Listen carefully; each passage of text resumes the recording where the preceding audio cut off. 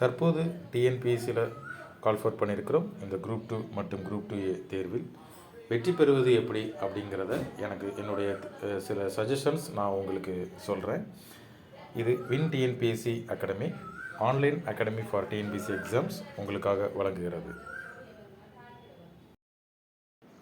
இந்த குரூப் 2 மற்றும் group 2A இதில் உள்ள பதவிகளை பார்த்தீங்கன்னா assistant inspector, deputy commercial tax officer, junior employment officer, அப்புறம் ஒரு சப்ரிஜிஸ்டர் ஆஃபீஸில் சப்ரிஜிஸ்டர் தான் ஹெட்டாக இருப்பார்.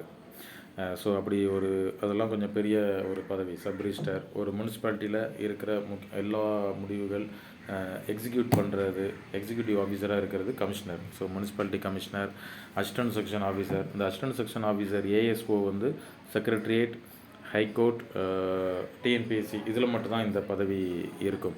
ஸோ இப்படி ஒரு பெரிய பதவிகள்லாம் உள்ளடக்கியது தான் இந்த குரூப் 2. குரூப் 2A அப்படி பார்த்தீங்கன்னா அதில் அசிஸ்டன்ட் லோயர் டிவிஷன் கிளர்க்குன்னு அடுத்த கட்டத்தில் உள்ள பதவிகள் இருக்கும். இந்த குரூப் 2Aங்கிறது பொதுவாக குரூப் 2க்கும் குரூப் 4க்கும் நடுவில் உள்ள பதவிகளாக இருக்கும்.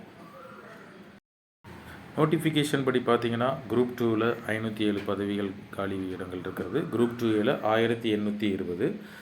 லாஸ்ட் டேட் ஏற்கனவே முடிந்தது, ஜூலை 19. எக்ஸாம் டேட் வந்து செப்டம்பர் 14. நீங்கள் நோட்டிஃபிகேஷனில் பார்த்துருப்பீங்க. 9:30 12:30 வரைக்கும் இந்த எக்ஸாம் நடக்கும். கொஞ்சம் சீக்கிரமாகவே போங்க. இப்போ ரீசெண்டாக நிறைய இஷ்யூஸ் வருது. 9 o'clock மேலே போக முடியலை, லேட்டாக போனால் உள்ளே விடமாட்டேன்றாங்க அப்படின்னு. ஸோ 9 o'clock 9 மணிக்கு முன்னாடியே நீங்கள் போயிடணும். அதில் நீங்கள் கரெக்டாக அந்த இடத்த பார்த்துட்டு எந்த இடத்துல இருக்குதோ முடிந்தளவு சீக்கிரம் போகிறது ரொம்ப நல்லது. ஏன்னா கடைசி நேரம் இந்த டென்ஷன்லாம் நம்ம அவாய்ட் பண்ணலாம். இதுதான் இந்த குரூப் 2 குரூப் 2A இதனுடைய exam date and timing. Exam pattern பார்த்தீங்கன்னா செப்டம்பர் மாதம் நடக்க போகிற எக்ஸாம் வந்து ப்ரீலிமினரி எக்ஸாம். குரூப் 2 மற்றும் குரூப் 2A தேர்வுக்கு 2 பதவிகளுக்கும் சேர்த்து ஒரே எக்ஸாம் தான் ப்ரீலிமினரி எக்ஸாம். மெயின்ஸ் மட்டும்தான் தனித்தனியாக நடக்கும். குரூப் 2க்கு வந்து டிஸ்கிரிப்டிவ் எஸ்ஏ டைப், அதாவது கட்டுரை வடிவில் எழுதுறது. குரூப் 2Aக்கு அப்ஜெக்டிவ் டைப். அப்ஜெக்டிவ் டைப்னாலே இதே இந்த ப்ரீலிமினரி மாதிரியே தான். ஏபிசிடின்னு 4 ஆப்ஷன் இருக்கும், அதில் ஒன்று செலக்ட் பண்ணுறதா இருக்கும். ஆனால் மெயின்ஸை நம்ம இப்போ கவனம் செலுத்த வேண்டாம். இப்போ குரூப் 2 மற்றும் குரூப் 2Aக்கு நடைபெறுகிற ப்ரீலிமினரி எக்ஸாம்ஸை பற்றி மட்டும் பார்க்குறோம். இந்த எக்ஸாம் OMR ஷீட்டில் தான் நம்ம ஷேட் பண்ணுற மாதிரி இருக்கும். ஸோ OMR ஷீட் கொடுத்துருவாங்க. அதில் 5 ஆப்ஷன் இருக்கும், ABCDE. ஆப்ஷன் வந்து விடை தெரியவில்லை அப்படின்ற ஒரு ஆப்ஷன், அது நமக்கு தேவையில்லை. விடை தெரிலனாலும் ABCDயில் ஏதாவது ஒரு ஆப்ஷனை நம்ம செலக்ட் பண்ணுறது நல்லது. ஒருவேளை அதுக்கு ரைட்டாக இருந்தால் நமக்கு மார்க் கிடைக்கும். ஸோ இந்த குரூப் 2 குரூப் 2A தேர்வில் இன்டர்வியூ கிடையாது. ஏன்னா இது வரைக்கும் இன்டர்வியூ இருந்தது, இந்த முறை இன்டர்வியூ கிடையாது. அதனால் நமக்கு பயப்பட தேவையில்லை. நாம் ரிட்டன் எக்ஸாம் மட்டும் நல்லா எழுதினால் போதும். இன்டர்வியூனால் எப்படி, ஏன்னா இன்டர்வியூக்கு சிலபஸ் கிடையாது. எப்படி கேள்வி கேட்பாங்க, எதுலேருந்து கேட்பாங்க, எப்படி பெட்டராக ஆன்சர் பண்ணுறது, இதெல்லாம் ஒரு பெரிய ஒரு விஷயமா இருந்தது. இந்த தடவை இன்டர்வியூ கிடையாது. ஸோ எழுதுறது நல்லா எழுதிட்டால் நாம் போதும். கொஸ்டின்ஸ் பார்த்திங்கன்னா ஜென்ரல் தமிழ் அல்லது இங்கிலீஷ் இதிலேருந்து 100 கேள்வி, மென்டல் ஆப்டிடியூட் மேக்ஸ்லேருந்து ஒரு 25 கேள்விகள், ஜென்ரல் ஸ்டடீஸ் பொது அறிவிலிருந்து 75 கேள்வி, மொத்தம் 200 கேள்விகள் வரும். ஒரு கேள்விக்கு 1.5 மார்க். ஸோ மொத்தம் 300 மார்க்குக்கு எவ்வளவு எடுக்கிறாங்கன்றதான் இருக்குது. நான் ஏற்கனவே சொன்ன மாதிரி மெயின்ஸுக்கு வந்து ஒரு 2300 காலி பணியிடம் அப்படின்னா அதனுடைய 20 மடங்கு 1:20 ரேஷியோவில் ஒரு 46,000 பேர் அவங்க செலக்ட் பண்ணுவாங்க. அப்போ நம்மளுடைய நோக்கம் என்னவாக இருக்கணும்னா 8 லட்சம் பேர் அப்ளை பண்ணியிருக்கிறாங்க, அதில் ஒரு 7 லட்சம் பேர் எக்ஸாம் எழுதலான்னு எதிர்பார்க்குறோம். அதில் ஒரு 45,000 ரேங்க்குள்ளே நம்ம வரணும் அப்படிங்கிறதான் நம்மளுடைய எய்மாக இருக்கணும். ஸோ முடிஞ்ச அளவு முயற்சி பண்ணி நம்ம படிக்கணும். ஒரு 45,000க்குள்ளே ஒரு ஆளாக நம்ம இருக்கணும். மொத்தம் 200 கேள்வி அப்படின்னு நான் சொன்னேன். இதில் நம்ம பாஸ் ஆகிறதுக்கு ஒரு சேஃபான ஒரு ஸ்கோர், ஒரு பேஸ் அப்படின்னு வைக்கணும் அப்படின்னா ஒரு 160 கேள்விகளை வைக்கலாம். குரூப் 4 அப்படின்னா 180 அப்படின்னா ஒரு சேஃபான ஸ்கோர். ஆனால் அந்த குரூப் 2ல் 160க்கு மேலே எடுத்திங்கன்னா நீங்கள் கண்டிப்பாக பாஸ் ஆகிறதுக்கு வாய்ப்புகள் அதிகம். இப்போ இந்த 160 கேள்விகளை எப்படி எடுக்கிறது அப்படிங்கிறது ஒரு சின்ன ப்ரொபோஷன், என்னுடைய சஜஷன் தான் இது. இதை விட பெட்டராக உங்களுடைய ஐடியாஸ் இருந்துச்சுன்னா நீங்கள் அதை ஃபாலோ பண்ணிக்கிடலாம். தமிழ் அல்லது இங்கிலீஷில் 100 கேள்விகள்னு நான் சொல்லியிருந்தேன். மேக்ஸில் 25 கேள்விகள், ஜிகேயில் 75. இது டிஎன்பிஎஸ்சி நோட்டிஃபிகேஷன்லேயே உங்களுக்கு இருக்கும். இந்த தமிழில் இப்போது பிளான் ஏ அப்படின்னு ஒன்று எடுத்துக்கலாம். நீங்கள் எதை டார்கெட் பண்ணலாம்? தமிழில் 100க்கு 100 எடுக்கிறதுக்கு டார்கெட் பண்ணலாம். எடுக்கிறது ரொம்ப அது ரொம்ப கஷ்டமான விஷயம் அப்படின்னு கிடையாது. நீங்கள் உங்கள் புத்தகத்தில் உள்ளதை நீங்கள் நன்றாக படித்தால் போதும். பள்ளி பாட புத்தகத்தை தாண்டி வெளியே வராது. அதிகபட்சம் ஏதாவது ஒரு கேள்விகள் வரலாம் அல்லது 2 கேள்வி வரலாம். முடிந்தளவு புத்தகத்தில் உள்ளது மட்டும்தான் வரும். அப்போது 100க்கு 100 எடுப்பது முடிந்தளவு அது சாத்தியக்கூறுகள் உண்டு. மேக்ஸில் 25. இந்த 25க்கு 25 எடுப்பதும் ஃபார்முலா ப்ளஸ் ப்ராக்டிஸ், இந்த ரெண்டும் நீங்கள் நல்லா படிச்சுட்டு ப்ராக்டிஸ் பண்ணணும். ஃபார்முலாவை நல்லா படிக்கணும். அதில் சிலபஸில் உள்ள சம் மட்டும்தான் வரும், எக்ஸ்ட்ரா கணக்குகள் வராது. அதை நன்றாக படித்து கொள்ள வேண்டும், அதை ப்ராக்டிஸ் செய்ய வேண்டும். அது ரொம்ப முக்கியமான விஷயம். அப்படின்னா 25க்கு 25ம் கண்டிப்பாக எடுத்துக்கொள்ளலாம். இந்த இரண்டிலும் நீங்கள் 125க்கு 125 எடுத்துவிட்டால் ஜென்ரல் ஸ்டடீஸில் 35 மதிப்பெண்கள் எடுத்தால் போதுமானது. ஜென்ரல் ஸ்டடீஸில் நீங்கள் எவ்வளவு படித்தாலும், எவ்வளவு பெரிய பெரிய மெட்டீரியல்ஸ் கலெக்ட் பண்ணி நிறைய புத்தகங்கள் படித்தாலும் 75க்கு 75 எடுப்பதுக்குண்டான சாத்தியங்கள் மிக மிக மிக மிக குறைவு. அப்போ அதில் நம்ம ஃபுல்லாக ஸ்கோர் பண்ணணும்னு நாம் ரொம்ப ஹார்ட் ஒர்க் அதில் ரொம்ப ஃபுல் ஸ்கோர் பண்ணணும்னு ஹார்ட் ஒர்க் பண்ண தேவையில்லை. ஏன்னா நீங்கள் எவ்வளோ படித்தாலும் அதில் நீங்கள் 75க்கு 70 வந்தாலே உங்களுக்கு ரொம்ப பெரிய விஷயம், அதுவே ரொம்ப ரேர் தான். அப்படி இருக்கும்போது நீங்கள் அதிலே நல்ல சில யூனிட்களை, குறிப்பிட்ட சில யூனிட்களை நன்றாக படித்தாலே போதும், 35 உங்களால் எடுக்க முடியும். இந்த தமிழில் 100க்கு 100, மேக்ஸில் 25க்கு 25, பொது அறிவில் 35 என்று எடுத்தால் உங்களால் 160 கொஸ்டின்ஸ்க்கு ஈஸியாக ஆன்சர் பண்ண முடியும். இல்லைன்னா பிளான் பியை பாருங்கள். தமிழில் கொஞ்சம் அப்படி இப்படின்னு சின்ன மிஸ்டேக்ஸ் விட்டேன், ஒரு 95 தான் என்னால் எடுக்க முடிகிறது என்றால் மேக்ஸில் 25க்கு 22 சில ஃபார்முலா மறந்துடுச்சு, இல்லை ஃபார்முலா ஞாபகம் இருக்குது ஆனால் எனக்கு விடை வரலை, ஏதோ ஒரு காரணத்தினால ஒரு 2-3 கேள்விகள் தவறாயிடுச்சு அப்படின்னாலும் பிரச்சனை இல்லை. ஜிகேயில் 75க்கு 43 எடுத்தால் போதும். இது அடுத்த பிளான், அடுத்த ப்ரொபோஷன் 95, 22, 43. அந்த இதை நீங்கள் டார்கெட் பண்ணுங்கள். இல்லையா தமிழ் இன்னும் கொஞ்சம் எனக்கு கொஞ்சம் கடினம், அது ரொம்ப இலக்கண குறிப்புகள்லாம் கொஞ்சம் கடினமாக இருக்குது என்று நீங்கள் நினைத்தால், அதிலும் ஒரு தமிழில் 100க்கு 90 எடுப்பது எனக்கு கொஞ்சம் சுலபம் என்று நீங்கள் நினைத்தால், மேக்ஸில் 25க்கு 20 அவ்வளோதான் என்னால் முடியுது என்று நினைத்தால், நீங்கள் ஜென்ரல் ஸ்டடீஸில் 75க்கு 50 எடுத்தால் போதும். எப்படி பார்த்தாலும் உங்களுக்கு இதை சாதகமாக உங்களோட 160 கொஸ்டின்ஸ்க்கு நீங்கள் சாதகமாக்கி கொள்வதற்குண்டான நிறைய வாய்ப்புகள் இதிலே உண்டு. எனவே நீங்கள் பாஸ் பண்ணுவது என்பது இந்த ப்ரொபோஷனை பார்த்தாலே உங்களுக்கு ஒரு ஐடியா கிடைக்கும். அப்போது கொஞ்சம் நம்ம எந்த அளவுக்கு ஹார்ட் ஒர்க் பண்ணணும், எதில் அதிகமாக பண்ணணும் அப்படிங்கிறது உங்களுக்கு கிளியர் கட்டாக இதில் தெரியும். நீங்கள் நிறைய போட்டு குழப்பிக்கணும், நிறைய படித்தா பாஸ் ஆகும் அப்படின்றது கிடையவே கிடையாது. நிறைய புக்ஸ் படிக்கணும், நிறைய மெட்டீரியல்ஸ் படிக்கணும், அதுதான் நமக்கு பாஸ் ஆகிறதுக்கு எளிய வழி அப்படிங்கிறது கிடையாது. நீங்கள் இதை விட எனக்கு இன்னொரு ஐடியா, ஒரு ப்ரொபோஷன் எனக்கு ஒன்று தோணுது அப்படின்னா நீங்கள் போட்டுக்கலாம், அது பிரச்சனை இல்லை. உங்களுக்கு உங்கள் வசதிக்கு ஏற்ற மாதிரி இந்த இதை நீங்கள் மாற்றிக்கலாம். ஏபிசிங்கிறத நீங்கள் ஏதாவது ஒரு ப்ரொபோஷன் அல்லது 2 ப்ரொபோஷன் உங்களுடைய வசதிக்கு ஏற்றது போல் நீங்கள் பண்ணிக்கலாம். ஆனால் நீங்கள் எதில் டார்கெட் அதிகமாக பண்ணணுன்றது, நீங்கள் எதில் அதிகமாக நீங்கள் கான்சன்ட்ரேட் பண்ணணும், உங்களுடைய ஃபோக்கஸ் அதில் எந்த யூனிட்டில் இருக்கணும், எந்த சப்ஜெக்டில் இருக்கணுன்றதை நீங்கள் பார்த்துக்கொள்ளுங்கள். தமிழ், மேக்ஸ் கண்டிப்பாக எளிதாக மதிப்பெண்கள் எடுக்கக்கூடிய ஒரு பகுதி. So Tamil 100, max 25. இந்த 125க்கு நீங்கள் எவ்வளவுக்கு அதிகமாக எடுக்கிறீர்களோ அவ்வளவு நீங்கள் பாஸ் பண்ணுவதற்குண்டான வாய்ப்புகள் மிக மிக மிக அதிகம். ஒவ்வொரு கேள்வியும் முக்கியமானது. 125க்கு ஒரு 120 எடுத்துட்டேன், 5 கேள்வியை நானே சும்மா கேர்லெஸ்ஸாக விட்டுட்டேங்கிறது இல்லை. அந்த 5 கேள்வி தான் உங்களுடைய எதிர்காலத்தை தீர்மானிக்க போகும் கேள்வியாக இருக்கலாம், அந்த 5 கேள்விக்குரிய மதிப்பெண்கள். அதனால் நீங்கள் தமிழ், மேக்ஸ் எவ்வளவுக்கு நீங்கள் அதில் ஃபோக்கஸ் பண்ண முடியுமோ நன்றாக ஃபோக்கஸ் பண்ணி படிங்க. பொது அறிவில் எந்தெந்த யூனிட்டில் பண்ணணும், எது உங்களுக்கு ஈஸின்றதை பார்த்துட்டு அதை வைத்துக்கொண்டு இதில் எவ்வளோ மதிப்பெண்களை நம்மளுக்கு கான்சன்ட்ரேட் செய்யணும் அப்படிங்கிறதையும் நீங்கள் பார்த்துக்கொள்ளுங்கள். ஏன்னா பொது அறிவில் நீங்கள் 75க்கு 75 எடுப்பது மிக மிக கடினம். அதனால் அதிலே போட்டு நீங்கள் அதிகமாக கவனம் செலுத்துவது, அதாவது முழு மதிப்பெண் எடுப்பதற்கு நீங்கள் கவனம் செலுத்த வேண்டாம். தமிழ், மேக்ஸில் முழு மதிப்பெண்கள் நீங்கள் கவனம் செலுத்தினால் எடுக்கலாம். இப்போ 160 கேள்விகளுக்கு மேல் எடுக்கிறது அப்படிங்கிறத எப்படிங்கிறத பார்த்தோம். அப்போது பொது அறிவு 75 கேள்விகளில் எந்தெந்த யூனிட்லேருந்து எத்தனை கேள்விகள் வரலாம் அப்படின்ற ஒரு எதிர்பார்ப்பு. இதுவரைக்கும் நடந்த டிஎன்பிசி தேர்வுகளை வைத்து ஒரு தோராயமாக இந்த நம்பர் ஆஃப் கொஸ்டின்ஸ் வந்து கொஞ்சம் ப்ரிப்பேர் பண்ணியிருக்கிறோம். இதை ஒரு ஐடியா வச்சுக்கோங்க. இதில் +or-2 2 கேள்விகள் கூட குறைய வரலாம். இதில் முதல் யூனிட் பாருங்கள், சயின்ஸ். சயின்ஸில் 7 கேள்விகள். இப்போது நீங்கள் நல்ல ஒரு விஷயம் தெரிஞ்சுக்கணும். உங்களுக்கு சயின்ஸ் நல்லா படிக்கிற உங்களுக்கு ரொம்ப இன்ட்ரெஸ்டிங்கான சப்ஜெக்டாக இருக்கலாம், நல்லா படிக்கிறவங்களாக இருக்கலாம். ஆனால் நீங்கள் முழு ஃபிசிக்ஸையும், கெமிஸ்ட்ரியையும், பாட்னியையும், சுவாலஜியையும், ஈக்காலஜியும் இவ்வளோத்தையும் படித்தால் கூட உங்களுக்கு அதுலேருந்து 7 கேள்விகள் தான் வரும். 7, 8, அதிகபட்சம் 8 கேள்விகள் வரும். அப்போ ஃபிசிக்ஸில் நீங்கள் 6th-லேருந்து 10th வரைக்கும் இருக்கிற எல்லா ஃபிசிக்ஸ் புக்கையும் நீங்கள் நன்றாக படித்திருந்தாலும் அதிலிருந்து அதிகபட்சம் ஒரு 2 கேள்வி வரலாம், 3 கேள்விகள் வரலாம். அப்போது நீங்கள் இதுக்கு அதிகமாக நேரம் ஸ்பெண்ட் பண்ண வேண்டுமான்றதை நீங்கள் பார்த்துக்கிறணும். ஏன்னா மொத்தமே 7 கேள்விகள், முழு அறிவியலுக்குமே சேர்த்து ஒரு 7 கேள்விகள் தான். 8 கேள்விகள், அதிகபட்சம் 8 கேள்வி வரலாம்.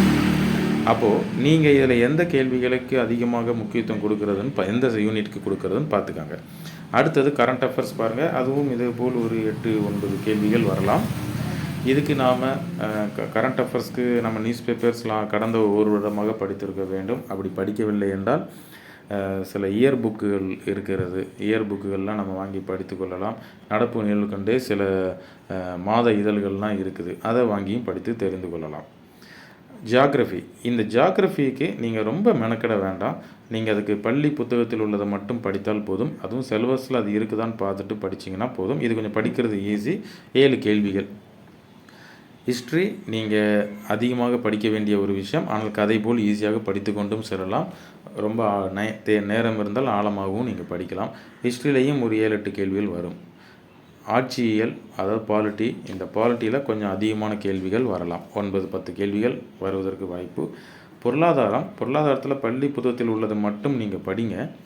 அது போக ஏதாவது கைடு, இந்த டாடா மெக்ராஹில் அல்லது லூசண்ட் இப்படி ஏதாவது கைடு, அரிகேன் இப்படி ஏதாவது கைடு இருந்துச்சுன்னா அதை படித்துக்கொள்ளுங்கள். முக்கியமாக அதில் வர ஸ்கீம்ஸ், மத்திய அரசாங்கத்தினுடைய ஸ்கீம்ஸ் அல்லது மாநில அரசாங்கத்துடைய திட்டங்கள், இதை மட்டும் கொஞ்சம் கான்சன்ட்ரேட் பண்ணுங்கள். பொருளாதாரத்தில் நீங்கள் ஸ்கூல் புக்கை படிச்சுட்டு அப்புறம் பண்ணிக்கோங்க. ஏன்னா அதிகமாக படிக்க வேண்டிய விஷயங்கள் சிலபஸ் படி பார்த்திங்கன்னா நிறைய இருக்குது. ஆனால் அதில் 7 கேள்விகள் தான் அதுவும் வரும். இந்திய தேசிய இயக்கம், விடுதலை போராட்டங்களை பற்றின கேள்விகள். இது பள்ளி பாடப்புத்தகத்திலையும் இருக்கிறது. இது ஒரு 7 கேள்விகள். அதன் பிறகு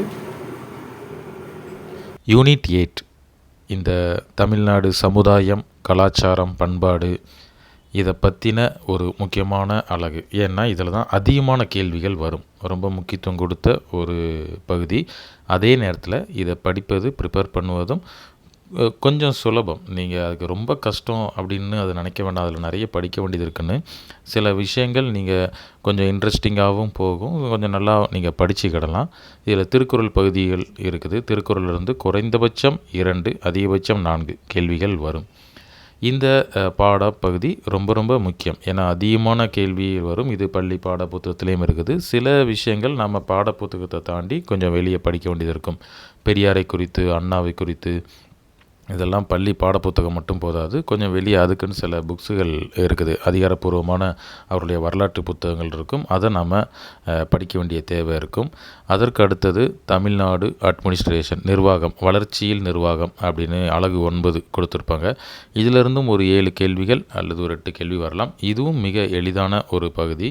இதில் இந்த புவியியல் மட்டும்தான் கொஞ்சம் அதிகமாக படிக்க வேண்டியது இருக்கும். மீதியெல்லாம் நம்ம தமிழ்நாட்டை பற்றி படிக்கிறதுனாலே என்னமோ தெரில, கொஞ்சம் ஈஸியாக நாம் படிக்கக்கூடிய, கொஞ்சம் இன்ட்ரெஸ்டிங்காகவும் இருக்கக்கூடிய ஒரு பகுதி. இந்த அலகு 8 மற்றும் 9, அதாவது இந்த தமிழ்நாடு வரலாறு, சமுதாயம், பண்பாடு, இந்த பாடமாக இருக்கட்டும், தமிழ்நாடு நிர்வாகமாக இருக்கட்டும், இந்த இரண்டும் சேர்த்தால் ஒரு 21லிருந்து 23 கேள்விகள் வருவதற்கு வாய்ப்புகள் அதிகம். இதில் நல்லா படித்து கொண்டால் ஒரு 18லேருந்து 20 மார்க் இதிலேயே எடுக்கலாம். 75க்கு நாம் ஏற்கனவே 40, 50 தான் எய்ம் வச்சுருக்கிறோம் அப்படின்னா அதில் 20 மார்க் இதிலிருந்தே எடுக்கலாம். இதை நன்றாக இந்த 2 யூனிட்டும் நல்லா ப்ரிப்பேர் பண்ணால் இதிலேயே நமக்கு தேவையானதில் ஒரு 40%, நமக்கு தேவையான மார்க் 50, 75க்கு 50னா அதில் ஒரு 40% இதிலே வந்துடும். மொத்தம் 75 கேள்விகள். ஸோ இந்த 75 கேள்விகளில் இப்போ நான் போட்டிருக்கிற இந்த சார்ட்டில் இதன்படி தான் கேள்விகள் வரும். ஒரு தோராயமாக +or-2 ஒரு 2 கேள்விகள் கூடலாம் குறையலாம் அப்படி இருக்கும். ஆனால் பொதுவாக இது வரைக்கும் நடந்த எல்லா தேர்வுகளையும் வைத்து நாங்கள் இந்த சார்ட் நான் ப்ரிப்பேர் பண்ணியிருக்கிறேன். அடுத்தது என்னென்ன புத்தகங்கள் படிக்கலாம் அப்படின்ற ஒரு சின்ன சஜஷன் இதில் நீங்கள் ஃபாலோ பண்ணிக்காங்க. ஜென்ரல் தமிழ் அப்படிங்கிறதுல நீங்கள் பள்ளி பாடப்புத்தகம் மட்டும் படித்தால் போதும். கண்டிப்பாக 6ஆம் வகுப்பிலிருந்து 10ஆம் வகுப்பில் இருக்கிற தமிழ் புத்தகம் எல்லாம் நீங்கள் படித்தாகணும். இதில் ஒரு சின்ன ஒரு விஷயம் என்னென்னா, நீங்கள் புது பாடப்புத்தகம் படிக்கணுமா பழசு படிக்கணுமான்னு ஒரு சின்ன கன்ஃபியூஷன் இன்னும் இருக்குது. ஏன்னா 2019க்கு அப்புறம் சிலபஸ் மாறிடுச்சு. ஆனால் டிஎன்பிஎஸ்சி சிலபஸ் 2018 அப்டேட் பண்ண சிலபஸ் தான் இப்போ வரைக்கும் இருக்குது. அதனால் சில பாடங்கள் பழைய புத்தகத்தில் தான் இருக்குது. உதாரணத்துக்கு நீங்கள் கடிதங்கள், நேருவுடைய கடிதங்கள், காந்தியடிகள் கடிதங்கள்லாம் பார்த்தீங்கன்னா அது பழைய பாட புத்தகத்தில் தான் இருக்கும். இப்போ உள்ள 2019க்கு அப்புறம் உள்ளதில் இருக்காது. ஸோ எந்தெந்த பாடங்கள்லாம் புது புத்தகத்தில் இருக்குதோ புது புத்தகத்தில் எல்லாமே படிக்கணும். எதெல்லாம் பழைய புத்தகத்தில் புது புத்தகத்தில் இல்லாமல் பழைய புத்தகத்தில் இருக்குதோ அதெல்லாம் பழசில் நீங்கள் படித்து தான் ஆகணும். சில பாடங்கள் 11th and 12th புக்கில் இருக்கும். ஸோ 10th வரைக்கும் நீங்கள் முடிச்சிட்டிங்கன்னா அடுத்து 11th and 12th கண்டிப்பாக படிக்க வேண்டும். ஏன்னா எப்போதுமே 10th வரைக்கும் இருக்கிற பாட புத்தகங்களில் ஒரு 80% கேள்விகள் வந்துடும். 80-85. அடுத்து ஒரு 10 கேள்விகளாவது கண்டிப்பாக 11th and 12th 10-15 கேள்விகள் பெரிய 11th and 12th புக்கில் வரும். ஸோ கண்டிப்பாக நாம் அதை படித்து கொள்ளணும். மேக்ஸுக்கு நீங்கள் ஃபார்முலாஸ் படிக்கிறதுக்கு நெட்லேயே நிறைய சோர்ஸஸ் இருக்குது. நீங்கள் நெட்டில் போட்டு பார்த்தாலே ஈஸியாக கிளாஸ் எடுக்கிறது, ஃபார்முலாஸ், யூடியூப்லேயே நிறைய வீடியோஸ் இருக்கும். உங்களுக்கு புத்தகமானா கணியன் கணிதம்னு ஒரு தமிழில் இருக்கிற ஒரு புக் இருக்கும். இல்லை நல்ல RS அகர்வால் ஆப்டிடியூட் இன்னும் அதிகமான இருக்கும். ஆனால் எல்லாத்தையும் படிக்கணும்ல. நம்ம சிலபஸில் இருக்கிற அந்த குறிப்பிட்ட சாப்டர்கள் ஒரு 15 சாப்டர் வரும். அந்த 15 மட்டும் நன்றாக படித்து கொண்டு நிறைய ப்ராக்டிஸ் பண்ணணும். நிறைய பேருக்கு 25 கேள்விகளுக்கு கணக்கு போடுவதற்கு சில பேர் 1 மணி நேரம் எடுத்துக்கொள்கிறார்கள். அது தவறு. 30லிருந்து 35க்குள்ளாக நீங்கள் முடிக்கணும். முடிந்தளவு அதுக்குள்ளாக நீங்கள் முடிக்க பார்க்கணும். அப்படின்னா உங்களுக்கு மற்ற கேள்விகள் கொஞ்சம் பொறுமையாக ஆன்சர் பண்ணலாம். அதே நேரத்தில் இங்கே கணக்கு ஸ்பீடாகவும் போடணும், ஆன்சரும் கரெக்டாக வரணும். இதுக்கு ப்ராக்டிஸ் தான் முக்கியம். ஜிகே பொது அறிவு பார்த்திங்கன்னா ஸ்கூல் டெக்ஸ்ட் புக்கு என்னென்னலாம் இருக்குதோ டெக்ஸ்ட் புக்கில் உள்ள எல்லாமே படிக்கணும்னு அவசியம் இல்லை. எதெல்லாம் சிலபஸில் இருக்குதோ அதை மட்டும் படித்தால் போதும். நீங்கள் சிலபஸில் உள்ளதை மட்டும் இதில் பாருங்கள். அதில் வேர்ல்டு ஹிஸ்ட்ரிலாம் 9th சோஷியல் சயின்ஸ் புக்கில் இருக்கும். அதெல்லாம் வேண்டாம். நமக்கு இந்தியன் ஹிஸ்ட்ரி தான் இருக்குது, தமிழ்நாடு ஹிஸ்ட்ரி தான் இருக்குது. So school books 6th to 10th வரைக்கும் கண்டிப்பாக இருக்கணும். 11th 12th வரலாறு புத்தகங்கள் படிக்கணும். பொருளாதாரமில் 11th கொஞ்சம் 12th கொஞ்சம் படிக்க வேண்டியது இருக்கும். அரசியல் அறிவியலும் அதே மாதிரி தான், பாலிட்டிக்ஸ்க்கும். ஆனால் அரசியல் அறிவியலுக்கு ரொம்ப நல்ல ஒரு புக் அப்படின்னா இங்கிலீஷில் லக்ஷ்மிகாந்த் கேள்விப்பட்டிருப்பீங்க. அந்த புக் இல்லைன்னா வெங்கடேசன் அவர் எழுதிய இந்திய அரசியலமைப்பு அப்படிங்கிற புக். இன்னும் சில பெட்டரான புக்ஸ் எல்லாம் நிறைய இருக்கலாம். ஆனால் இப்படி ஏதோ அரசியலமைப்புக்கு நீங்கள் ஸ்கூல் புத்தகங்கள் மட்டும் படித்தால் போதுமாகாது. வெளியே நீங்கள் ஏதாவது ஒரு கைடு, டாட்டா மெக்ராஹில், அரியந்த், லூசண்ட், இப்படி ஏதாவது ஒரு கைடு நீங்கள் அது கூட நீங்கள் படிக்கலாம். அதே போல் சுதந்திர போராட்ட வரலாறு பள்ளி பாட புத்தகத்தை நன்றாக படித்து கொள்ளுங்கள்.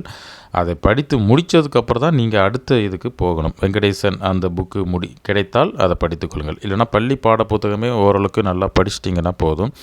இந்திய பொருளாதாரம் அப்படி தான். பள்ளி பாடப்புத்தகத்தை படித்துட்டு இந்த கணேசன் அவர்கள் எழுதிய இந்திய பொருளாதாரமும் நீங்கள் படித்துக்கொள்ளலாம். இந்திய பொருளாதாரத்துக்கு ரொம்ப அதிகமாக டைம் நீங்கள் நிறைய படிக்கணும். ரொம்ப டைம் அதிலே நீங்கள் இது பண்ண வேண்டாம். ஓரளவுக்கு நீங்கள் அதில் விஷயங்கள் தெரிந்தால் போதும். அதன் பிறகு நீங்கள் திட்டங்கள் நன்றாக தெரிந்து கொள்ள வேண்டும். ஏற்கனவே சொன்னேன். அதுக்கப்புறம் கரண்ட் அஃபேர்ஸ்க்கு இயர் புக்ஸ் படிங்க. பெரியாரை பற்றி இருக்குது. பெரியார் தேடலிருந்து வெளிவந்த பெரியார் 1000. ஏன்னா இதெல்லாம் அதிகாரப்பூர்வ புக்கு. வரலாறு நிறைய பேர் எழுதியிருப்பாங்க. ஆனால் அதிகாரப்பூர்வமாக அந்த பெரியாரை பற்றி பெரியார் தேடலே எழுதின புத்தகங்கள் அதெல்லாம் கொஞ்சம் கரெக்டாக இருக்கும். திராவிட இயக்க வரலாறு இதெல்லாம் படிச்சிங்கன்னா உங்களுக்கு அந்த நீதி கட்சி, சுயமரியாதை இயக்கம், அண்ணா, பெரியார் இவங்களை பற்றிலாம் கொஞ்சம் நிறைய தெரிஞ்சுக்கலாம். திமுக இந்த அரசியல் கட்சிகள் இதெல்லாம் நீங்கள் கொஞ்சம் தெரிஞ்சுக்கலாம். ஆனால் அடிப்படை பள்ளி பாட புத்தகத்தை படித்து முடித்து விட்டு தான் நீங்கள் அடுத்த புக்குக்கே போகணும்.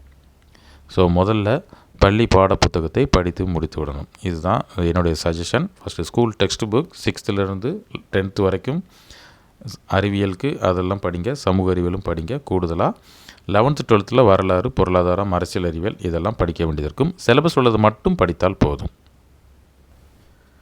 ப்ரிப்பரேஷன் பண்ணுறதுக்கு நீங்கள் பார்த்துக்காங்க.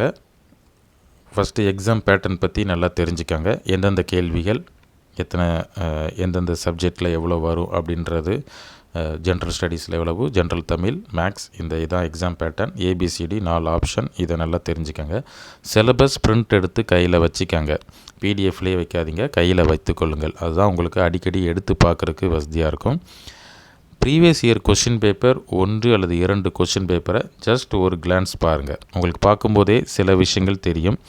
சில விஷயங்கள் படித்தாலே புரிந்து கொள்ளலான்றது உங்களுக்கு தெரியும். எப்படி படிக்கலாம் என்னன்ற ஒரு ஐடியா கிடைக்கும். சோம்பல் படாமல் 200 கேள்விகளையும் ஒரு முறை முழுவதுமாக பார்க்க வேண்டும். அதுக்கப்புறம் நீங்கள் என்னென்ன மெட்டீரியல்லாம் கையில் வச்சுருக்கீங்க, என்னென்னலாம் பள்ளி பாட புத்தகம் ஃபஸ்ட்டு நீங்கள் அதை ப்ரிப்பேர் பண்ணுங்கள். உங்கள்கிட்ட என்னென்னலாம் இருக்குது, என்னென்னலாம் தேவை, எது பிடிஎஃப்பில் இருக்குது, எது புக்காக இருக்குது, இதை நீங்கள் இதை ப்ரிப்பேர் பண்ணிக்காங்க. தேவையானதை அப்புறம் கலெக்ட் பண்ணிக்காங்க. மெட்டீரியல்ஸ் என்னென்ன வேணும்னு கலெக்ட் பண்ணிவிட்டு, முக்கியமாக என்னுடைய சக்ஸஸ் ஃபார்முலா என்னென்னா, ஃபுல்லாக கடைசி வரைக்கும் நான் படிச்சுக்கிட்டே இருக்கிறேன் அப்படிங்கிறது நமக்கு வெற்றிக்கு ரொம்ப கை கொடுக்காது. நீங்கள் எவ்வளோக்கு எவ்வளோ படிக்கிறீங்களோ அவ்வளோக்கு அவ்வளோ நீங்கள் ப்ராக்டிஸ் பண்ணிக்கொண்டே இருக்கணும். ஏனென்றால் நம்ம படிக்கும்போது நமக்கு எல்லாமே தெரியும், நாம் இதை படிச்சிட்டோம், இந்த பாடம் ஃபுல்லாக படிச்சிட்டோம் அப்படின்னு இருக்கும். ஆனால் அங்கே ஆன்சர் பண்ண போகும்போது நமக்கு சில விஷயங்கள் மறந்து போகும். இல்லைனா அந்த கொஸ்டின் ட்ரிக்கியாக இருக்கும். அப்போது இப்படியெல்லாம் திங்க் பண்ணணும், இப்படியெல்லாம் இருக்குது அப்படின்றது நமக்கு தெரியும். ஸோ ப்ராக்டிஸ், ஸ்டடி எவ்வளோ இருக்குதோ, நீங்கள் எவ்வளோ தூரம் படிக்கிறீங்களோ அதே அளவுக்கு ப்ராக்டிஸ் இருக்கணும். இதுதான் முக்கியமான ஃபார்முலா.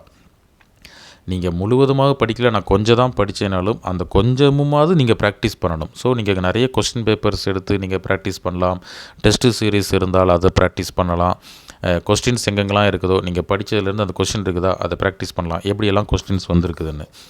ஸோ படிக்கணும், ப்ராக்டிஸ் பண்ணணும். இந்த படிப்பும் பயிற்சியும் தான் உங்களை வெற்றிக்கு கொண்டு போகும்.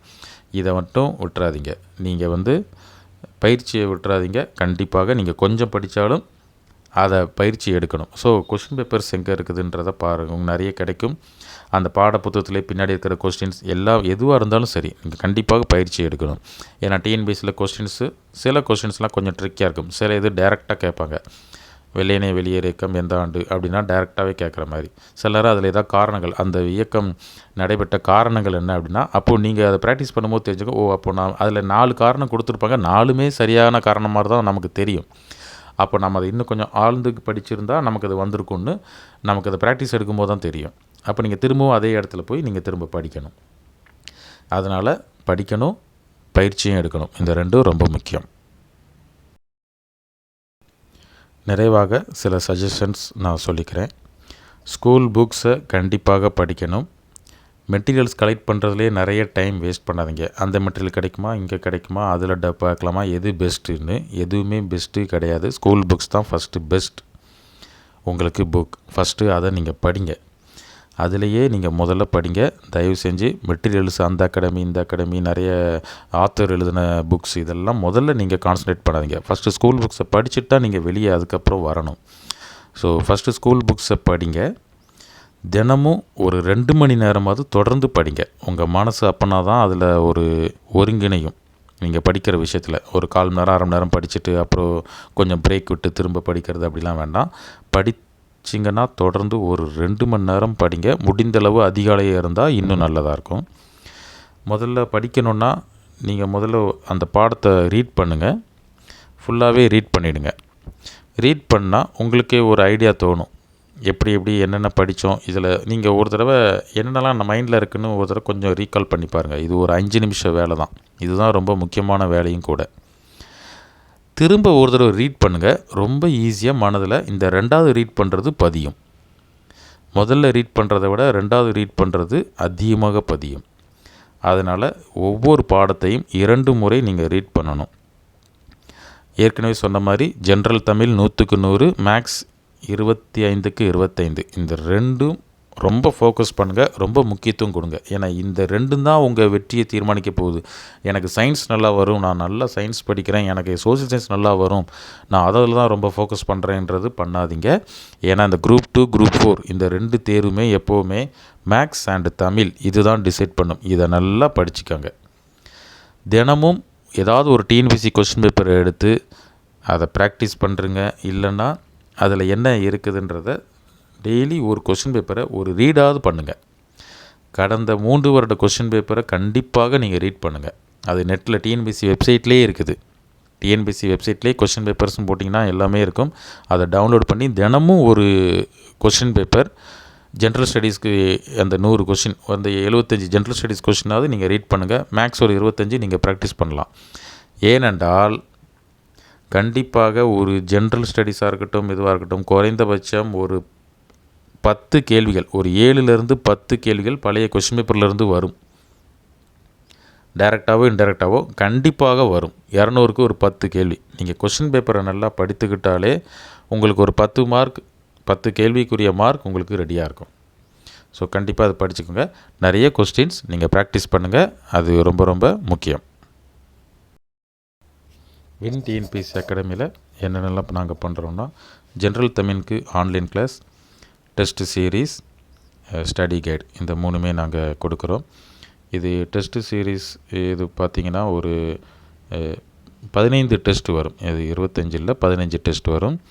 அந்த டெஸ்ட்டு சீரீஸில் ஒவ்வொரு டெஸ்ட்டுக்கும் ஒரு 50 கேள்விகள் இருக்கும். கடைசியாக ஃபைனல் டெஸ்ட்டு ஒரு 2 ரிவிஷன் டெஸ்ட் இருக்கும். மொத்தம் 15 டெஸ்ட் வரும். ஏன்னா 100க்கு 100 இந்த தமிழில் எடுக்க வைக்கணும் அப்படின்றதுக்காக அதை முழுக்க ஃபோக்கஸ் பண்ணி தான் அந்த கொஸ்டின்ஸ் எல்லாம் ப்ரிப்பேர் பண்ணியிருக்கிறோம். கிளாஸும் அது கேட்டாற்போல் தான் இருக்கும். ஜென்ரல் ஸ்டடீஸில் 12 டெஸ்ட்டு, 10 யூனிட் டெஸ்ட், ஒவ்வொரு யூனிட்டுக்கு ஒரு டெஸ்ட், ஃபுல் டெஸ்ட் முடிஞ்ச அளவு எல்லா சிலபஸோட எல்லா போர்ஷனும் கவர் பண்ணுவோம். ப்ளஸ் 2 ரிவிஷன் டெஸ்ட் இருக்கும். ஆன்லைன் கிளாஸ் பார்த்திங்கன்னா அந்த யூனிட் 8 யூனிட் 9 அந்த முக்கியமானது அதிகமான கேள்வியில் வரக்கூடிய அந்த யூனிட் 8 அண்டு தமிழ்நாடு நிர்வாகம் இதில், அதன் பிறகு அதிகமான கேள்வி இருக்கக்கூடிய ஆட்சியியல், அதன் பிறகு வரலாறு, சுதந்திர போராட்ட வரலாறு, இதுக்கு ஆன்லைன் கிளாஸ் இருக்கும். அந்த டெஸ்ட்டு எப்படின்னா உங்களுக்கு டெஸ்ட்டு டே அன்னைக்கு நாங்கள் வந்து கொஸ்டின் பேப்பர்ஸ் பிடிஎஃப்பில் அனுப்பிடுவோம். அதுக்கப்புறம் answer key with short notes அதனுடைய ஒரு சின்ன குறிப்புகளோடு அதை நாங்கள் உங்களுக்கு அனுப்போம். அப்போது நீங்கள் அதுக்கு சம்மந்தப்பட்ட மற்ற தகவல்களை நீங்கள் படித்து கொள்ளலாம். உங்களுக்கு அதுவே ஒரு ஃபுல் புக்கை படித்த மாதிரி இருக்கும் ஒரு யூனிட்டுக்கு. ஓரளவுக்கு எல்லா தகவல்களையும் அதில் கொஞ்சம் சேர்க்குறதுக்குனே நாங்கள் கொஞ்சம் பிரயாசப்பட்டிருக்கிறோம். ஸோ இதுதான் எங்களுடைய டெஸ்ட் சீரீஸ், ஆன்லைன் கிளாஸ் இந்த 2மே நாங்கள் கண்டக்ட் பண்ணுறோம். நிறைவாக சில வார்த்தைகள். இன்னும் 40 நாள் இருக்கிறது, அதனால் படிக்கலாம். 40 நாளில் எப்படி படிக்கிறது? இது வரைக்கும் ஆரம்பிக்காதவங்க இனிமேல் தாராளமாக படிக்கலாம். படிப்பு பயிற்சி உங்களுக்கு வெற்றியை தரும். மேக்ஸிமமாக நீங்கள் டார்கெட் வைத்துக்கொள்ளுங்கள். ஒரு ஜென்ரல் தமிழில் 95, மேக்ஸில் 22, ஜென்ரல் ஸ்டடீஸில் 45னா உங்களுக்கு 162 கேள்விகள் நீங்கள் சரியாக விடையளிக்கலாம். இன்னும் நேரம் இருக்கிறது, இன்னும் படிக்கலாம். இப்பொழுது எதுவும் நேரம் கடந்து போகவில்லை. இந்த 40 நாளில் உங்கள் வாழ்க்கையை மாற்றக்கூடிய அளவுக்கு உங்களுக்கு அந்த சக்தி உண்டு. உங்களால் முடியும். படியுங்கள், பயிற்சி பெறுங்கள். வாழ்த்துக்கள்.